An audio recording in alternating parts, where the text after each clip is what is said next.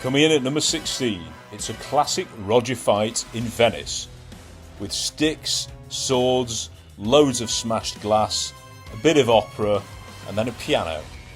Goodness me, this is great stuff, isn't it?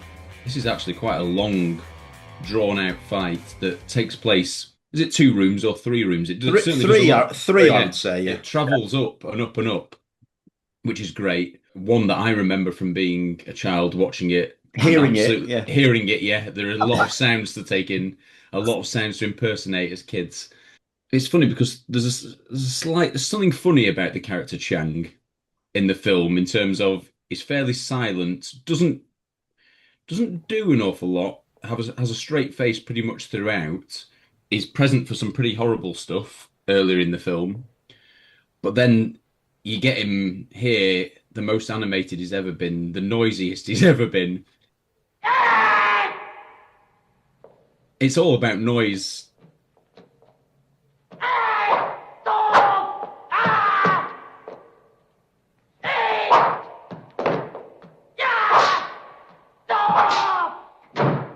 Well, it's not all about noise, but it's a big thing. It takes place in this, what would you call it, a museum or glass factory, whatever. Yeah, where we've been before, and we've seen that room. We're familiar with it, and we're familiar with just a little bit of how precious everything is in there. The last scene, the last time we're in there, it's a very slow, quiet tour around the room, and everything's seen as precious. You've got to walk gently, calmly. As soon as you see that there's going to be a fight here, and one of them's got a massive, massive bashing stick. I don't know what you call it. Endo stick. There we go. It's amazing. It's one of the fights in these films where there's no music up until the very end. So the emphatic smashes are what you're supposed to be kind of feeling. And it's almost to the point of being rewarding. It's like therapeutic, isn't it? Smashing stuff up. Because you can do this for therapy, can't you? You can go to rooms and just smash things up.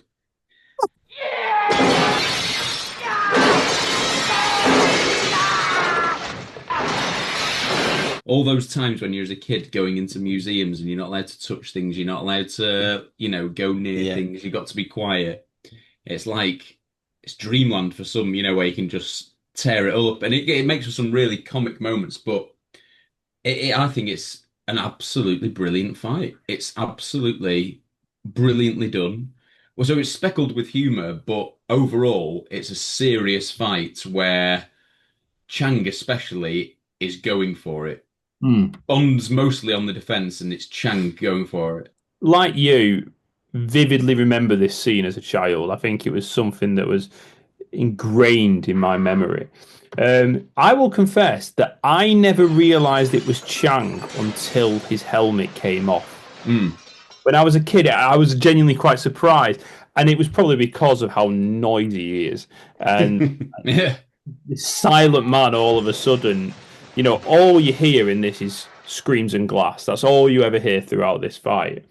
And I do agree with you about that mix of humour. I think that Moonraker has this tendency, because everything finishes on a funny note, pretty much every scene, that people can just go, oh, it's the silly one. But there's actually, this fight is incredibly brutal beforehand. You've got a villain going at it using whatever means possible, using his karate background. Roger is on the defensive throughout this. That is definitely in the bottom thing anyway.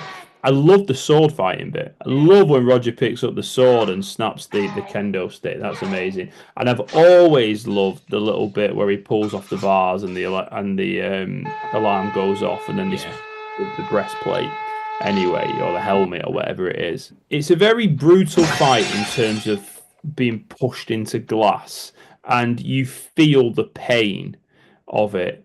What I also love about this is how it stops to tell the story and move the story on halfway through. I really like that it's got storytelling saying, oh, now I'm going to go to Rio because C&W, and you need that minute, and that just takes you out of it. And then Chang jumps in with the chain. to strangle Bond after that. And I love that bit as well. I do love the idea of it going up in levels. It feels very much like a computer game, like stuff like that, and I absolutely love that. I think it's quite underrated that chains get involved. I know there's lots of swords and sticks, but chains is like that's much heavier, and that's as you're getting towards the end of the fight, right? Heck, kind of need to be pretty careful here. You know, when people jump to conclusions about what Moonraker is, these are the you got to remind them of these scenes, and like so many others in the film. I know John said kind of they might end with a quip, but the stuff that's gone before, this is serious stuff. It matters. It's a brilliant fight when you think about family viewing and fights that are too gritty to show your kids. I think this is the perfect middle for me. This is the perfect middle where there's weapons, sticks, smashing glass. Not everything feels real and the stakes feel high. You feel people can get hurt. Every smash has impact, but it's really engaging and fun to watch, if that makes sense. It's not unpleasant to watch. It's fun to watch. Yeah, I agree with that. It's full of imagination, isn't it? That's the thing. It's a great fight. I adore Roger's outfit in this. Yes, yeah, I do. His outfit is outstanding. The all black. I mean, quality. it's so good and it's so Bond again. The idea of absolutely trashing a room that Harry, as Harry says, has been introduced to us, and I can't remember, is it the sword or the vase that the only one of its kind, or I'm sure using whatever's around you, both actively, but also sort of secondary, like to smash him into. It's not the scariest thing by any means in Moonraker, but there's just a slight scary element with particularly when you're a kid. I don't know why. It's like, I don't know. He's like relentless, and we've not heard him talk before, so him coming at Bond like this is quite sort of scary. But Roger's great, and I think it's really very Bond, and it's very Roger's Bond, the way he's sort of fighting back and defending, going up the levels to different rooms is really interesting for a fight, really entertaining, really memorable, and it does fit in with Moonraker. No score until you get to the music of once they get up to the final level, hearing that opera and the guy singing it with all his heart and everything. It's brilliant. It's doing exactly what it wants to do, and it's doing it really well.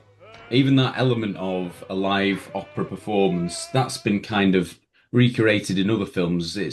And I love the ending. The idea that, yes, Chang gets thrown through glass again, but this time it goes through it all the way down to a piano. Because you couldn't have him thrown through glass, because that's all that's happened throughout the fight. So it's like the ultimate climax. Yeah.